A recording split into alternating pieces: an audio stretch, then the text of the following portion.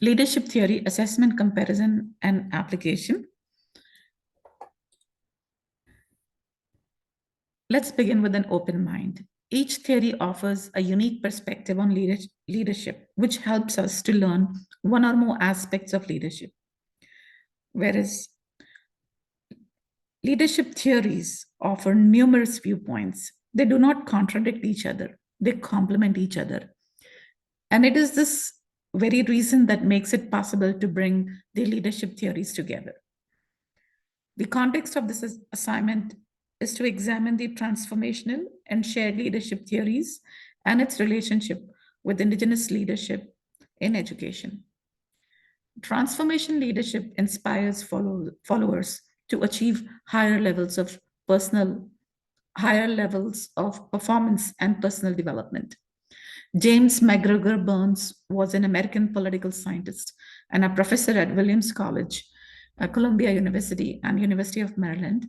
And he introduced the concept of transformational leadership in his book titled Leadership, which was published in 1978.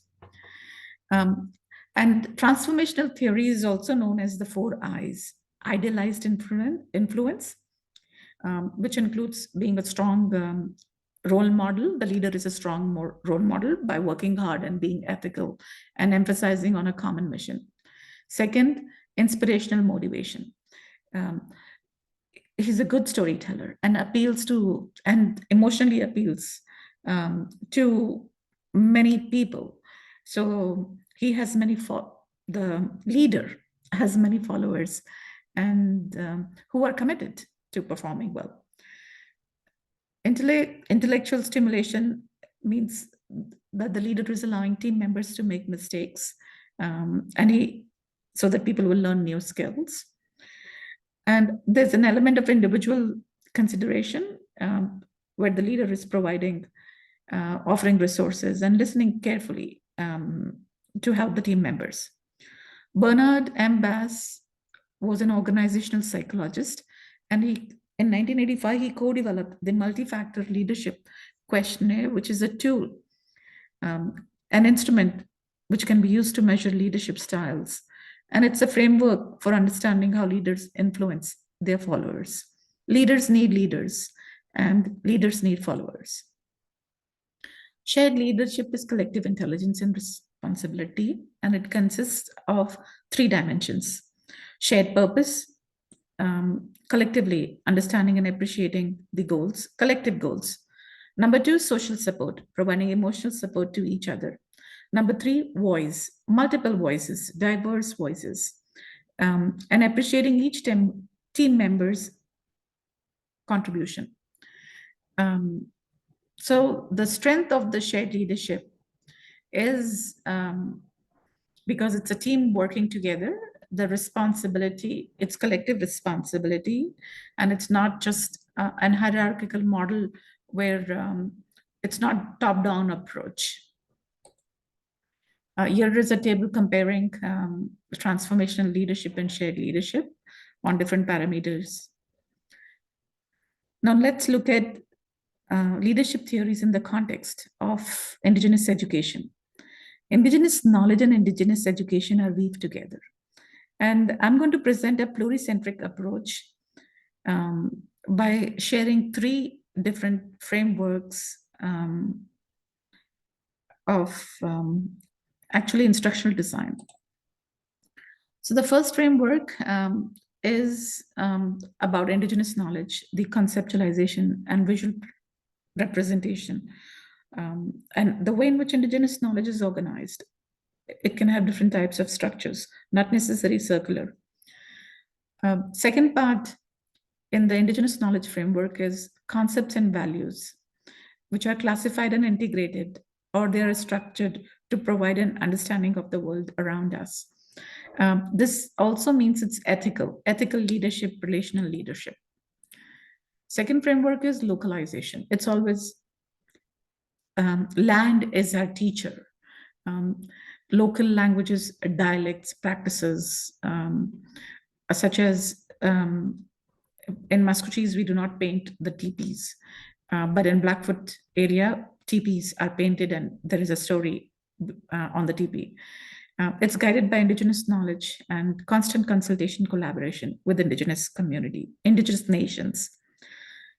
Design principle number 3, multimodalities, orality is critical.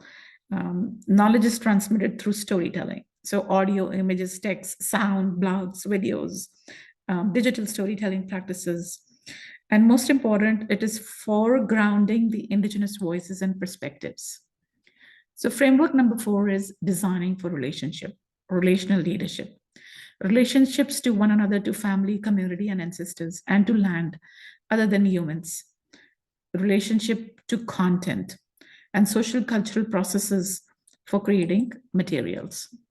I'd like to share a story which a retired school principal, a white male who was working at a local school in Maskwacis, and his leadership style was distributed leadership. He said that whenever he formed committees, the female employees in the school, they would whisper that a white male does not know how to teach our children. But he said that and the female members, they would not like to, they would not take more responsibilities and say that it's not their job. And the principal wanted to develop leadership skills among his team. However, he mentioned that when it came to cultural committees, they would take lead. In post-secondary education, I've heard that Indigenous librarians, they complain that they have to take on extra emotional labor in the jobs just because they are Indigenous. So these cultural tensions and sensitivities does have an impact on building our relationships. Shared vision is extremely important, and I'd like to share the shared vision of my college. The guiding principles are the creator Semanto is at the heart of the college. We'll continue to advance, preserve Enyo Pematsuven Ekwa Enyo Mamtone Chikan, which is Indigenous forms of life and thinking at its most fundamental level. We'll remember dreams and visions, Nistame Mahaganak, for future generations. It was the founding members of Maskwacis Cultural College who embraced the concept of higher learning. Our mission statement is to educate with discipline and compassion so that Indigenous and other communities will be inspired by creative, intelligent individuals. And they will in turn nurture, serve, lead, and bring justice to the world. Our vision statement is Center for Excellence in Academics and Cree Indigenous Knowledge.